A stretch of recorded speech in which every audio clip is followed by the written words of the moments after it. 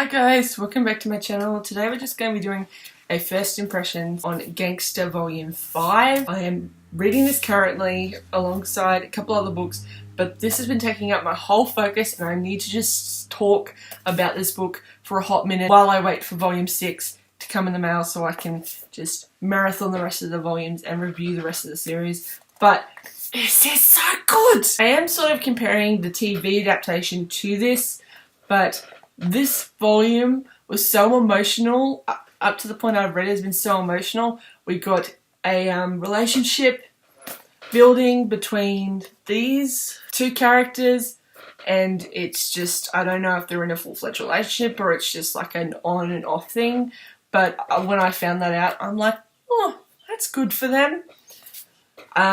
Doug, we learn more about him and then something happens, and I'm not going to say it because I'm not emotionally ready to deal with what happened to him, but he was very good.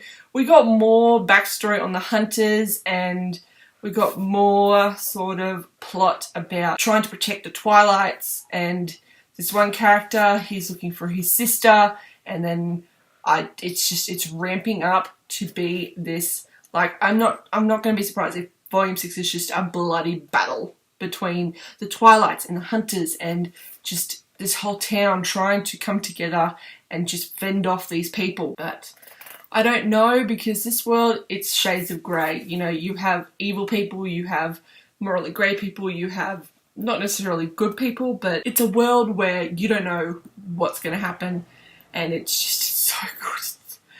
I really love it. I also love the artwork as well. Like, the artwork sort of, like, immediately I was drawn to the artwork in the anime, but in the manga the artwork is much more prevalent, and the style and expressions are just fantastic. Kosuke does a great job of just delivering expressions and dialogue and making it so funny. Like, there are scenes in these volumes where I'm just like laughing out loud because either the characters were witty, or there is like a scene in volume, I think it's either volume 3 or volume 4, oh no, maybe volume 2, where Nicholas is fighting Doug, and Doug's like yelling at Nicholas, "You suck, you know, hit me, stop holding back." And then at the end of the battle, when they're both recovering in Dr. Thea's office, Doug found out that Nicholas is deaf, and he's like, "You mean all this time I was talking to myself? That you couldn't hear what I was saying?" And Nicholas is just like, "Can you, like, slow down, I can't read your lips." It was the most funniest thing ever.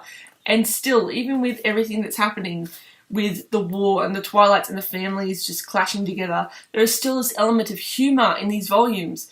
And I'm liking that, because when everything's so dark and just thick and dense, you just need that little bit of humour to break through all the darkness and just give a little bit of light into an otherwise grey world. And it's so good. So that is my first impressions for volume number 5.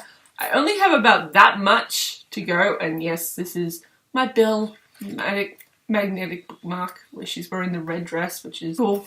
But so far I've only got this bit to go, and I can't wait for number 6 to get here so I can finish it off and just run through 6 and 7 and get straight on to Cursed.